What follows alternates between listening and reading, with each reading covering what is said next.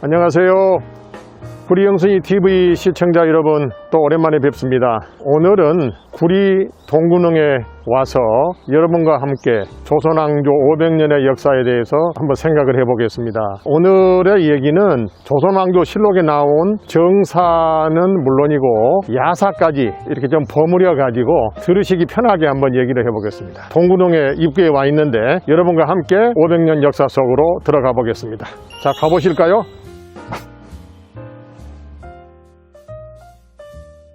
첫 번째 저 건물이 여기 제사 모실 때, 그러니까 예컨대 태조 이성계 제사를 모실 때 고황제라고 합니다. 그럴 때 이게 준비하는 곳이에요. 여기가 지금 동구릉은 동쪽에 9개의 능이 있다는 뜻인데 구리시 동구동 쪽에 전체 면적이 60만 평 정도 됩니다.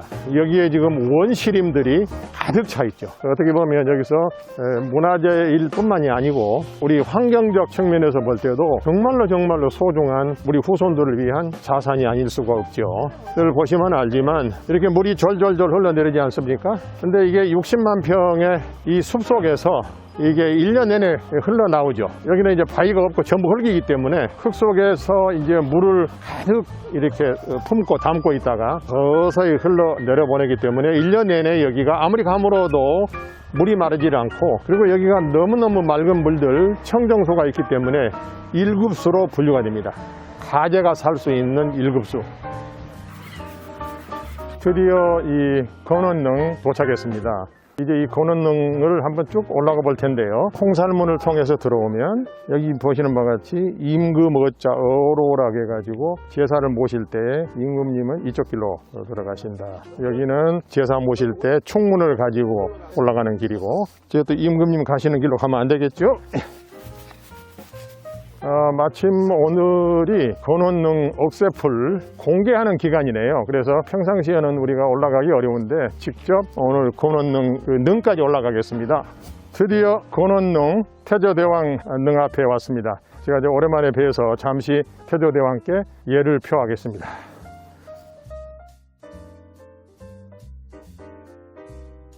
네, 이 건원릉, 여기 지금 일반인들에게는 보통 통제가 되는데요. 오늘은 능 위의 억새풀, 일반에게 공개하는 시기이기도 하지만 관리하시는 분에게 특별히 신고하고 허락받고 잠시 올라왔습니다. 건원릉, 이 태조릉은 그러니까 풍수지리적으로 좌청룡 우백호, 이게 이제 거맘산에 이렇게 위치를 했는데 쭉 내려다 보면은 이게 한강이 이제 보이는 거죠. 그래서 천하의 명당이라고 할 수가 있습니다.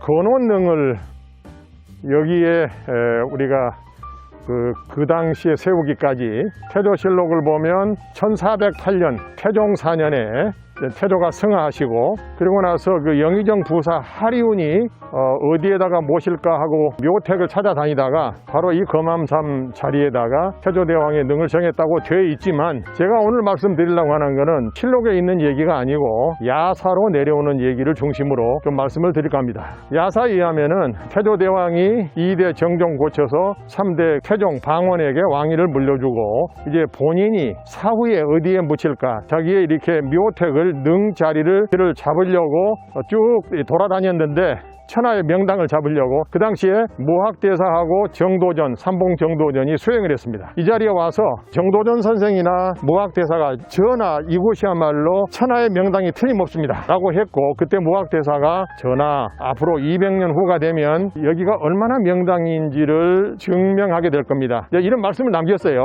그 당시는 200년 후에 무슨 일이 벌어질지 모르지만, 그래서 태조대왕께서 기분이 좋았죠. 흡족해서 이제 경복궁으로 돌아가시면서 환궁하면서 저기 이제 고갯길을 넘어가다가 잠시 쉬면서 두 다리를 쭉 뻗고 휴, 이제야 내가 근심을 잊었노라.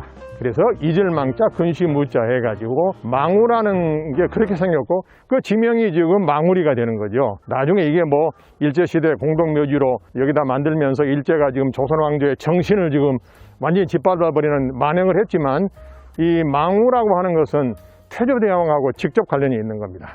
시청자 여러분 보시다시피 이렇게 능 위에 억새풀이 이렇게 무성하게 되어 있어요. 대체적으로 삼국시대 그 다음에 고려, 조선왕조 이어지면서 거의 천년의 역사 동안에 대부분의 능들이 왕릉이라 할지라도 잔디 때로 입혔죠. 근데 여기만큼은 억새풀로 되어 있는데, 이게 다 태조대왕께서 유언을 남기실 때 내 묘 위에, 능 위에는 내가 어려서 내 고향 뛰어놀던 함경도 영흥 땅에 가면 억새풀이 많다. 그 억새풀을 가져다가 입혀다오. 그래서 여기에 이렇게 억새풀이 입혀져 있고, 그리고 매년 이제 벌초를 해주는 그런 행사를 하게 됩니다. 건원능은 유일하게 능 앞에 두자, 건원이라고 두 글자가 있잖아요. 그런데 태조만 유일하게 그 두자를 허용하고 나머지 왕들은 전부가 다 한자입니다. 광릉 그러면 소양대군 세조, 영릉 그러면 세종대왕 여주에 있는, 근데 여기만 건원능 태조만 유일하게 두 글자다. 이것은 꼭 알아주시기를 바라고요.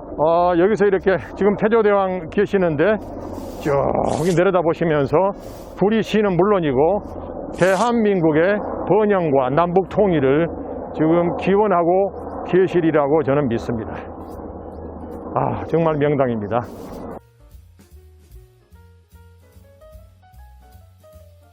네, 이제 건원릉에서 이렇게 내려왔습니다. 여기 표지판을 보시면 건원릉이라고 되어 있는데, 원래 릉이라고 할 때는 왕이나 왕비의 묘만 릉이라는 이름을 붙이고요.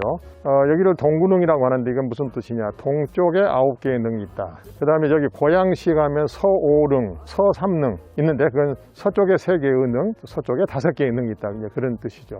그래서 이 동구릉은 사적 193호로 지정이 되어 있고, 이 동구릉을 포함해 가지고 남한에 있는 조선왕릉 전체를 갖다가 2009년도에 제가 시장으로 재임 시에 이 조선왕릉을 유네스코 세계문화유산 헤리티지로 등재를 시켰어요. 동구릉을 포함한 모든 조선왕릉은 세계인들이 함께 지키고 그 정신을 이어받는 세계문화유산이 되어 있습니다. 동쪽에 9개의 능이 있다고 그랬는데, 그러면 여기에 9분의 임금이 계시냐? 그건 아닙니다. 실제로 보면은 9개의 능 중에서 6분의 공식 왕이 계시고, 나머지 3분은 왕비이거나 추존왕, 돌아가신 다음에 왕으로 이렇게 추대를 한 추존왕이 계실 분입니다. 그래서 제가 6분의 왕이 여기 계시다고 그랬는데, 자, 태조, 건원능 있고요. 그 다음에 5대 문종, 세종의 아들 단종의 아버지, 그 다음에 14대 선조대왕, 그 다음에 18대 때 현종, 그 다음에 21대의 영조, 24대 헌종, 이렇게 해서 6분의 공식 왕이 있습니다. 자, 여러분 생각할 때 건원능을 모학대사 삼봉 정도전 선생이 건원능을 정할 때는 태조대왕부터 후대 왕들이 전부 이 동구릉 이 일대 검암산에다 다 묻히기를 원했을 거 아니에요. 그런데 보시면은 2대 정종은 어디에 있냐면 고려에서 이제 2조로 조선으로 이제 옮기는 과정에서 한양으로 이제 왔다 갔다 2번 했거든요. 그 사이에 지금 정종은 북한의 개성에 묻혀 있고요. 그 다음에 태종, 이방원, 태종이 당연히 여기 묻혀 있어야 되는데, 태종이 여기 지금 아버지 밑에 있지 아니하고 지금 어디 있느냐? 서초구 내곡동에 헌릉에 있어요. 헌릉. 그럼 여기에 대해서 지금 실록에는 아무런 설명이 없는데, 제가 여기에서 시장을 오래 하면서 나름대로 이렇게 깊이 생각을 해보니까 이런 것 같아요. 지금 태종이 강원이가 생각할 때 왕이 되기까지 2번의 왕자의 난을 일으켰잖아요. 어떻게 보면은 아버지 태조대왕한테는 불효를 엄청나게 저지른 사람이에요. 그래서 내가 이 불효 자식이 아버지 밑에 감히 묻힐 자격이 있냐 해가지고 동구릉에 묻히지 아니하고 지금 오늘날에 지금 서초구 내곡동 쪽에 묻혔고, 그 아들인 세종대왕도 우리 아버지가 지금 동구릉 할아버지 밑에 못 계시는데 내가 어떻게 거기 가냐 해가지고 이 세종대왕도 오늘날 여주의 영릉에 묻혀 계시다는 거죠. 그리고 그 아들 문종, 5대 문종이 바로 여기 동구릉에 계십니다. 이런 식으로 역사가 흘러가면서 이런저런 이유로 27명의 왕들이 계시는데 여기에 6분만 계시고 나머지는 여기저기 흩어 계시는 거죠. 태조부터 27대 고종 순종까지 능이 어디 있는가를 전부 제가 찾아봤습니다. 정리를 해봤습니다.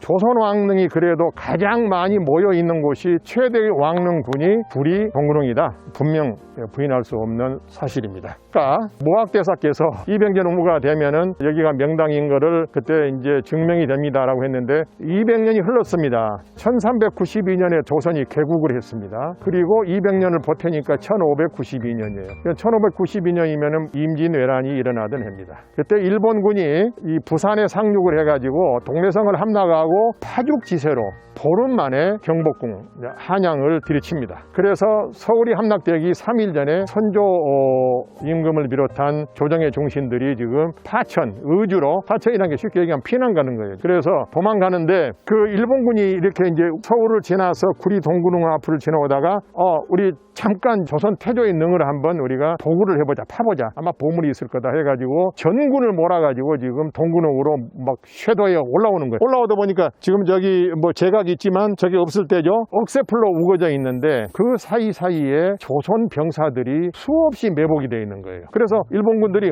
이거 봐라. 다 도망간 줄 알았는데 웬 조선군들이 저기에 매복이 있나. 우리가 매복에 걸리면 희생이 크니까 그냥 우리 북진하자. 우선 임금부터 먼저 잡자 해가지고 그냥 지나친 거예요. 근데 실제로 여기 조선군들이 여기 매복에 있었냐? 그게 아니고 이게 능마다 능 관리를 책임지는 벼슬이 있어요. 그게 이제 참봉, 능 참봉이라고 그러는데 참봉 밑에 대개 한 60명 직원이 있었다고 합니다. 근데 여기 이제 태조대왕을 지키는 능참봉이 정말로 충절이 가상했어요. 다 도망가. 뭐 조정충, 뭐 대신들 다 도망가는데 이 사람은 목숨을 걸고 피하에 있는 일꾼들, 직원들을 설득을 해서 우리가 이 태조대왕 능을 지켜야 된다. 그래서 조선 병사들이 벗어버리고 던져버리고 가는 이제 도망간 그 군복들을 전부 모아가지고 능참봉 밑에 있는 직원들한테 입히고 또 허수아비를 세워서 입히고 해서 이 억새풀 사이에 이렇게 엎드려 있으니까는 멀리서 보면은 수많은 군사가 매복에 있는 것처럼 보였고 그래서 화를 면했다. 안 그랬더니 그때 독을 당할 뻔했어요.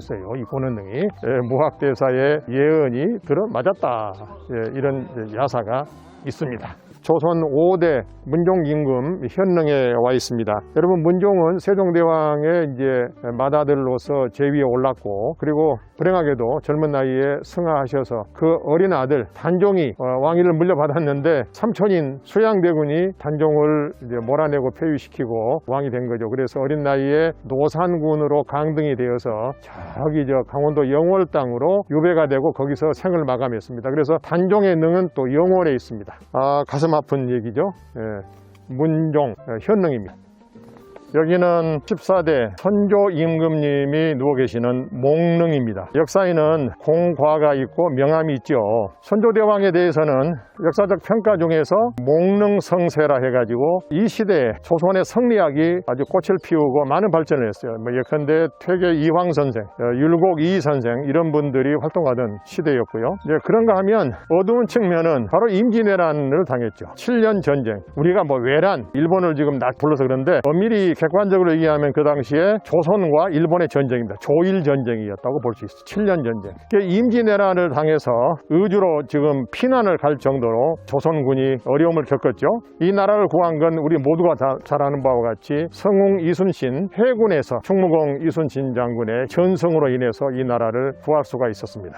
임진왜란 전에 사실은 일본의 움직임이 수상치 않다. 그 당시에 조정에서 사절단을 보냈습니다. 일본이 과연 어떻게 움직이나 보고 와라. 그래서 당시에 정사가 서인의 황룡길 그리고 부대표, 부사가 동인의 김성일인데 정사와 부사가 갔다 와서 보고 내용이 틀려요. 서인의 지금 황룡길 대표는 일본의 지금 모든 전쟁 준비가 끝나고 우리가 대비를 해야 됩니다. 했는데 불구하고 부사인 김성일은 풍신수길의 그 관상을 봤더니 쥐새끼 상에다가 이렇게 큰 원대한 꿈이 없고 전쟁을 일으킬 준비는 없습니다. 이제 이런 식으로 보고를 했는데 불행하게도 그때 조정에서 전쟁을 피하는 쪽으로 아마 일본이 쳐들어오지 않을 거다 하는 쪽으로 해서 율곡 이 선생이 10만 양병설을 했던 모든 것을 무시해버리고 전쟁에 대한 대비가 없었어요.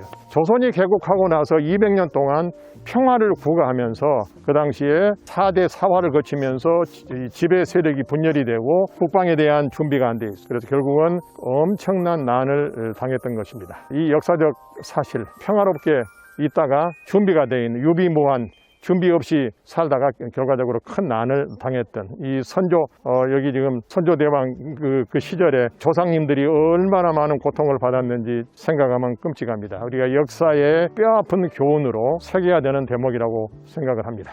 18대 현종이 계시는 숭릉에 왔습니다. 이 현종 임금님은 병자호란 때 그때 조선이 청나라에게 항복했지 않습니까? 인조 임금님께서 이제 항복을 하시고 당시에 조선의 세자 인조의 아들 복림대군이 인질로 청나라에 붙잡혀 갔죠. 그래서 복림대군이 청나라에 인질로 있으면서 낳은 아들이 바로 지금 현종이거든요. 나중에 이제 복림대군이 다시 돌아와서 효종으로 임금이 되시고 그 효종의 뒤를 이어서 현종이 이제 임금에 올랐는데 35세 젊은 나이에 승하하셨습니다. 18대 현종의 숭릉, 21대 영조 임금 원릉에 와 있습니다. 영조 임금님은 조선 그 왕들 중에서 가장 임금 재직기간, 재위를 오래 하신 분이죠. 52년 동안 왕을 하셨어요. 그때 뭐 단명하던 시대에 뭐 몇 년 하고 또 왕이 바뀌고 했는데 우리 민족사를 통틀어서 왕을 제일 오래 하신 분이 고구려 때 광개토 태왕의 아들인 장수태왕, 이름도 장수잖아요. 장수. 이 장수태왕이 98세로 돌아가셨는데 79년간을 임금을 했어요. 엄청나죠? 두 번째로 임금을 오래 한 분이 영조대왕인데 52년을 했는데 그 사이에 아들인 사도세자 뒤주에 가두어가지고 죽게 만든 비운의 비정한 아버지이기도 했습니다. 이게 다 사색 당쟁, 분쟁의 그 정치의 결과로서 이런 비극이 일어난 거죠. 우리가 역사에서 영조와 정조를 조선 후기에 기울어가는 나라를 한번 다시 일으켜 보려고 나름대로 문예 부흥도 시키고 사색 이 당파를 많이 멀리 하려고 애썼지만 결국은 이 뿌리 깊은 붕당 정치, 당쟁 정치를 벽을 넘지를 못하고 실패로 끝났고 나중에 일본의 국권이 넘어가는 나라를 뺏기는 비운을 맞게 된 겁니다. 자, 영조대왕, 사도세자, 우리가 그거를 기억하면서 다음 발길을 옮겨보겠습니다. 가장 마지막 임금님 24대 헌종, 경릉입니다. 이 헌종은 8살 때 왕위에 올라서 15년간 그 왕위에 계시다가 요절하셔서 결국 우리가 유명한 그 철종, 강화도 후손이 없어서 강화도의 왕손 강화도령을 모셔다가 이제 임금이 된 분이 이제 그 철종 아니겠어요. 오늘 제가 이 동구릉을 둘러보면서 얻는 역사적 교훈이 있습니다. 역사란 무엇인가? 이에치카라고 하는 영국의 유명한 역사학자가 있죠. 이 역사란 무엇인가? What is the history? 유명한 책이 있어요. 또 유명한 문구가 있죠. 역사라고 하는 것은 현재와 과거의 대화다. 근데 저는 더 나아가서 우리가 미래를 예측할 수 없죠. 미래가 잘 안 보이잖아요. 미래를 정확하게 보기 위해서는 역사라고 하는 창문을 통해서만이 미래가 정확하게 보인다. 미래를 정확하게 보기 위해서는 역사라고 하는 창문을 통해서만이 미래가 정확하게 보인다. 시청자 여러분, 오늘 구리 동구릉을 한 바퀴 쭉 둘러봤습니다. 재임 중에 단순히 여기가 지금 왕릉 무덤만 있는 곳으로 그칠 일이 아니고 조선 왕조의 역사를 체험할 수 있는 그런 공간을 만들어야 되겠다라고 해서 조선 왕조 역사문화공원을 여기 왕숙전변에 3만 평에 만들려고 계획을 했던 것이죠. 아무리 고난의 역사, 치욕의 역사를 할지라도 이건 우리가 소중한 역사 유산이고 다시는 이와 같은 불행한 역사를 반복하지 않기 위해서도 우리는 이거를 숨길 일이 아니고 후손들한테 가르쳐야 됩니다. 그런 의미에서 저는 조선왕조 역사문화공원이 반드시 동구릉 부근에 있어야 된다고 생각하고 재임시의 국토부하고 협의해가지고 3만여 평에다가 도시계획 시설로 지정을 했는데 유감스럽게도 현 시장이 그것도 해제해버렸다고 합니다. 이것은 우리가 다시 조선왕조 역사를 체험할 수 있는 범국민적 역사체험공원을 다시 만들어야 되지 않겠나 이렇게 생각합니다. 시청자 여러분 어떻습니까? 오늘 제 얘기 드리는 말씀이 좀 고리타분한가요? 제가 이 정사와 야사를 섞어가면서 우리 지역에 있는 동구릉 세계문화유산에 대해서 나름대로 설명을 드렸습니다만은 여러분들에게 조금이라도 이해하신 데 도움이 되고 또 우리 고장에 대한 자부심을 느꼈으면 좋겠습니다.